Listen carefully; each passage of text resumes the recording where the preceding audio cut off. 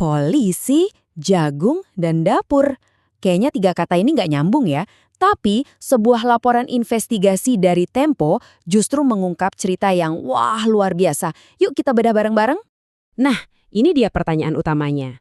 Polisi kan tugasnya memberantas kejahatan ya. Terus, kenapa mereka malah sibuk nanam jagung, ngurusin dapur, bahkan sampai jualan beras? Ada apa ini sebenarnya? Mari kita cari tahu. Oke, jadi ceritanya gini. Semua ini bermula di awal tahun 2025. Ada sebuah rencana besar nih, inisiatif ketahanan pangan nasional dari Presiden Prabowo. Fokusnya ya ke komoditas-komoditas yang paling penting. Nah, dalam program ini, pembagian tugasnya kelihatan simpel dan jelas banget.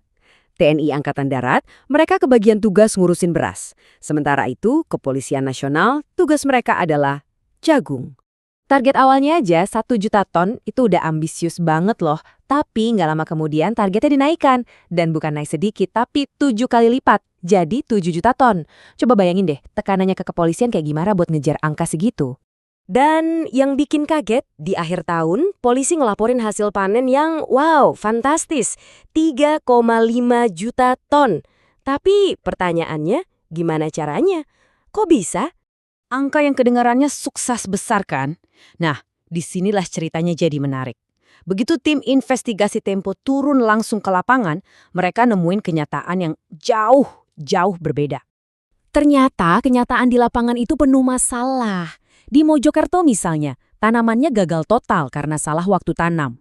Di Yogyakarta lebih parah lagi, tanamannya di lahan sekolah polisi malah habis dimakan monyet. Sampai di Gorontalo, para petaninya malah nolak pakai benih dari polisi. Jadi ya, di mana-mana banyak yang gagal. Oke, jadi kalau program tanamnya sebagian besar gagal, pertanyaannya jadi makin besar kan? Dari mana coba datangnya 3,5 juta ton jagung yang dilaporkan itu? Pertanyaan tadilah yang membawa kita langsung ke jantung investigasinya. Dari mana angka-angka itu muncul dan gimana caranya polisi bisa memenuhi target yang kelihatannya mustahil itu? Nah, menurut laporan Tempo, ini dia jawabannya. Prosesnya ternyata bukan menanam dari nol. Jadi, langkah pertama, polisi beli jagung yang udah dipanen dari petani lokal. Terus, jagung yang udah ada datanya di Pemda itu dicatat ulang seolah-olah itu hasil panen polisi.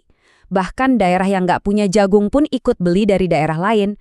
Ujung-ujungnya, semua jagung yang dibeli dan dicatat ulang ini dilaporkan secara resmi sebagai panen polisi.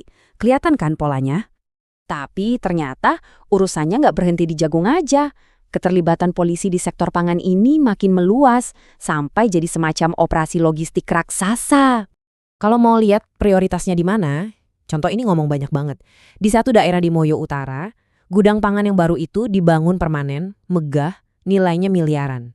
Sementara itu, kantor polisinya sendiri cuma kontainer sementara. Ini kan jelas banget ya menunjukkan kemana fokusnya bergeser. Selain gudang, perluasan ini juga masuk ke pengelolaan jaringan dapur yang super luas buat program makan bergizi gratis atau MBG. Bayangin, polisi itu mengawasi lebih dari 1.100 dapur di seluruh Indonesia. Kok bisa sebanyak itu? Ternyata ada pengecualian. Kalau yayasan biasa dibatasi cuma boleh punya 10 dapur, yayasan yang terafiliasi dengan kepolisian dan militer dapat pengecualian. Dan ini nih bagian yang paling krusial. Setiap dapur itu dapat insentif harian jumlahnya 6 juta rupiah. Dan ini diberikan setiap hari terlepas dari berapa banyak makanan yang mereka masak. Nah ini kan jelas banget menciptakan potensi aliran pendapatan yang ya Anda bisa bayangkan sendiri sangat besar. Kalau kita coba hitung-hitung nih ya, potensinya itu luar biasa. Per hari bisa 6,6 miliar. Kalau setahun, angkanya bisa tembus 2 triliun rupiah. Angka yang sangat-sangat besar. Oke, jadi polisi nanam jagung, ngurusin dapur. Terus kenapa? Apa masalahnya? Nah ini pertanyaan pentingnya. Apa sih dampak sebenarnya ketika sebuah institusi negara bergerak sejauh ini dari tugas utamanya? Menurut laporan Tempo, ada beberapa konsekuensi yang serius banget. Pertama, fokus polisi jadi teralihkan dari tugas utama mereka menjaga keamanan. Kedua, ada budaya asal bapak senang, di mana yang penting adalah melaporkan kesuksesan bukan hasil nyata. Ketiga, ada potensi monopoli dan penyalahgunaan dana. Dan yang paling fatal, tanggung jawab inti seperti mencegah kejahatan jadi terabaikan. Ini semua akhirnya meninggalkan kita dengan satu pertanyaan besar yang perlu kita renungkan bersama. Kalau lembaga-lembaga negara kita sibuk mengerjakan tugas yang bukan inti dari misi mereka, pada akhirnya siapa yang menanggung biayanya, siapa yang dirugikan?